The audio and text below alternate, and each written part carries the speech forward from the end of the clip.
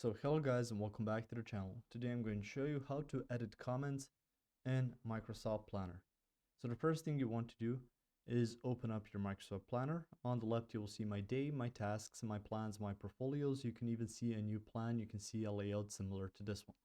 So through here you can see let's say project management. So let's open one of those plans and you can see there's quite a few tasks, and on there, let's say on this, you can add a label. You can see bucket, progress, priority.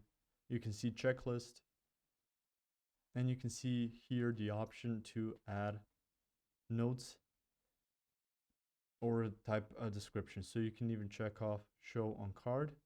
So if I type a comment, so let's say comment something, and it's going to appear on here. So right now there's a comment. A way that you can edit that, there isn't a sure way of removing comments.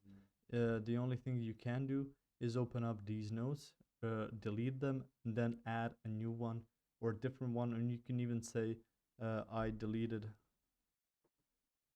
a previous note, and then just type something else. So this will notify the other members that there was a note there. It's something, maybe it's out of date and you added a new one, and you can even switch between showing and not showing on card.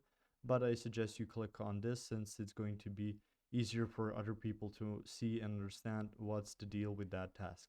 If you found this information helpful or useful, you can like the video. You can also share the video. You can subscribe to the channel and click the notification bell to get notified about new videos on Microsoft Planner or some other topics you might find interesting as well. Thank you very much for watching this video, and as always, I will see you guys in the next one. Goodbye.